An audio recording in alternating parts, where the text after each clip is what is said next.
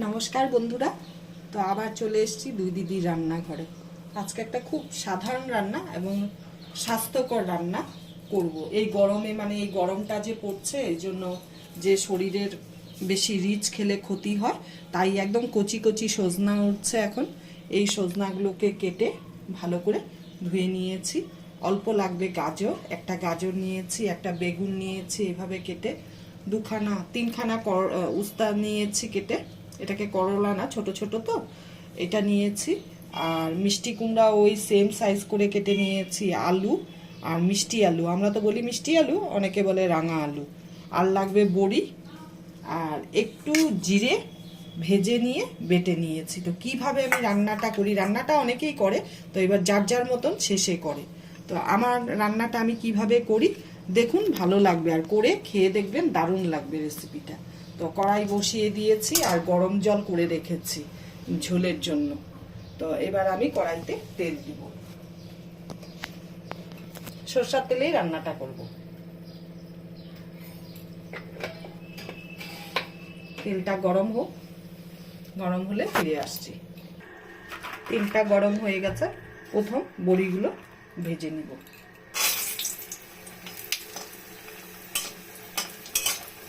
লাল করেই ভাজবো বড়িগুলো।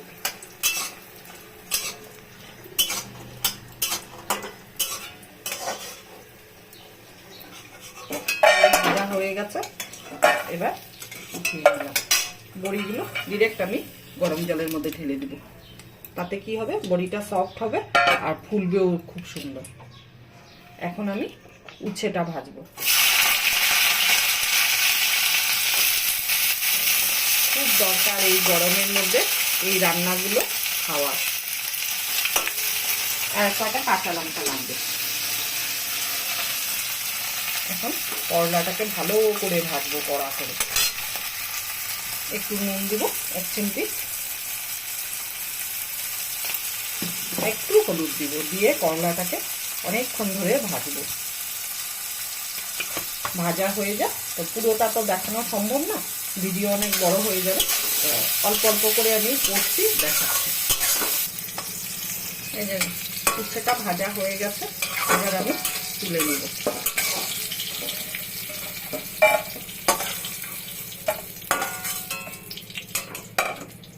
এবার একই তেলে বেগুনটাকে ভাজবো।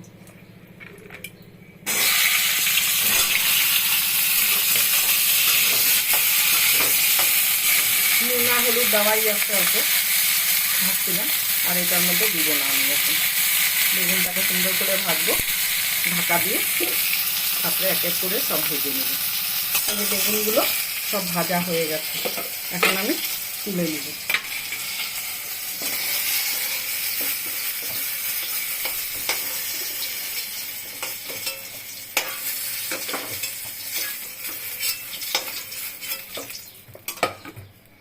ওই তেলে আমি এই মিষ্টি কুমড়োটা ভেজে নিব। একটু নুন দিব,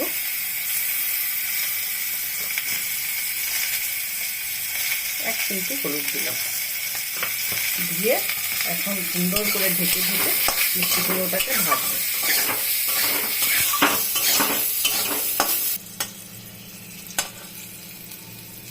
মিষ্টি কুমড়ো ভাজাটা হয়ে গেছে, এবার আমি উঠিয়ে নিচ্ছি।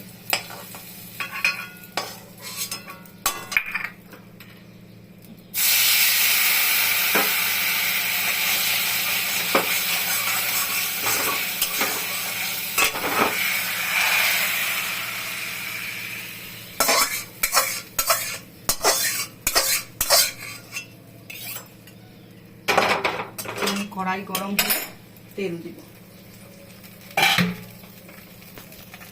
তেল পুরো গরম হয়ে গেছে, ধোয়া উঠছে তেল দিয়ে। এই অবস্থায় আমি গোটা জিরা ফোড়নে দিচ্ছি। একটু মোটা লাগে না এটার মধ্যে, কাঁচা লঙ্কাও দিতে লাগে না। আমাদের মারা বলতো তিতা ঝোল মানে কাঁচা লঙ্কা দেওয়া যায় না, তো আমরা একটু মুখের স্বাদের জন্য দিই। এবার সব এই সবজিগুলো দিয়ে দিচ্ছি। আপনারা চাইলে, আমি তেল বেশি দিচ্ছি বলে আপনারাও দিবেন যে তা না, আপনারা চাইলে তেল কম দিতে পারেন। বলেন তো, মিষ্টি আলু, আলু, গাজর আর এই যে কাঁচা লঙ্কা দিয়ে এই যে জিরে ফোড়ন দিয়ে এখন এটাকে ভাজবো। খুব সুন্দর করে ভাজবো ঢেকে ঢেকে। সজনাটা একটু পরে দিব, কেন কি সজনাটা একদম কচি সজনা তো গলে যাবে এখন দিলে। একটু এটা ভাজা হয়নি, এখন ঢেকে দিচ্ছি।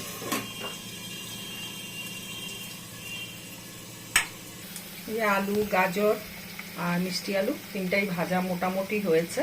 এই অবস্থায় এখন আমি আন্দাজ করে একটা নুন দিব, আর নুনটা যার যার বাড়ি স্বাদ অনুসারে দিবেন। এই 1 চামচ দিলাম, আর একটু দিচ্ছি। আর দেবো হলো গিয়ে হলুদ।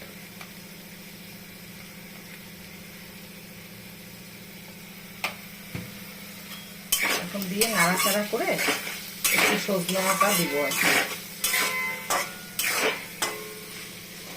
সজনাটা দিলাম, এর মধ্যে আরো দুটো জিনিস অ্যাড করব।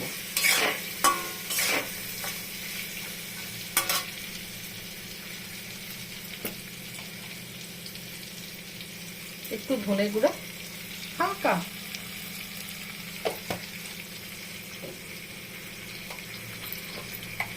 আর একটু কাশ্মীরি রেড চিলি পাউডার। এটা দিলেও অপশনালি, দিলেও হবে না দিলেও হবে, আমি দিচ্ছি, একটু কালারটা ভালো লাগে তাই।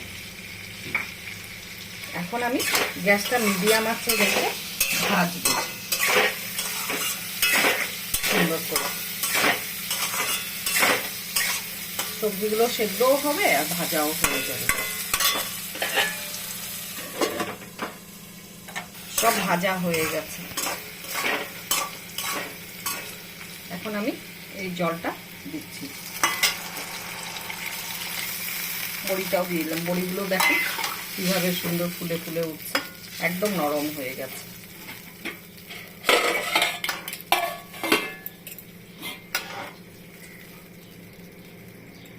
ঝোলটা একটু ফুটুক, তারপরে বেগুন আর করলাটা মিষ্টি কুমড়োটা দিয়ে ঢাকা দিয়ে দিলাম। আলু সেদ্ধ হয়ে গেছে, বড়ি তো গলেই যাচ্ছে। এখন আমি একটু মিষ্টি দিব। মিষ্টিও আপনাদের ইচ্ছা, দিলেও হবে, না দিলেও হবে, কিন্তু তিতা ঝোল তো একটু মিষ্টি দিলে ভালো লাগে। আমরা বাঙালিরা একটু মিষ্টিটা পছন্দ করি, তাই 1 চামচ দিলাম, আর একটু দিলাম। এবার আমি বেগুন আর করলাটা দিব,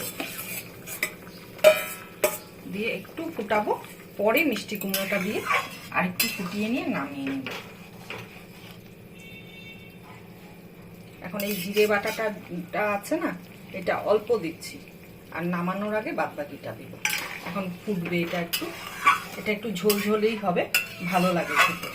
বললাম, কথা দিলাম, আমি এইভাবে বানিয়ে খেয়ে দেখবেন, দারুণ লাগে। মাছ মাংস থাকলেও যারা নিরামিষ পছন্দ করে তারা এই ঝোল দিয়ে, আর এই সিজনে এইগুলো খাওয়া দরকার খুব। বসন্তকালে এই সবার শরীরটা খারাপ করে, ড্রাই হয়ে যায়, সেই জন্য এগুলো সজনা তিতো সবকিছু খাওয়া দরকার।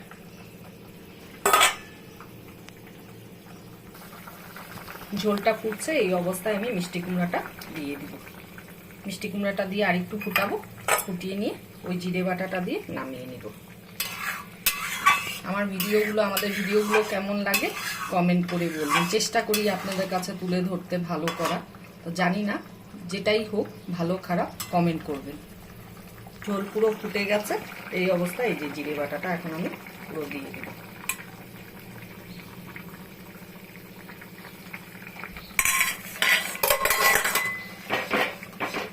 এতটা ঝোল রাখবো, নাহলে ভাত মাখলে একদম শুকনো হয়ে যাবে। আর আমার খুব ভালো লাগে, এটা আমার খুব প্রিয় খাবার। যত রকমের তেতো আছে সব খাইয়ে নেব। এবার আমি নামিয়ে ফেলব।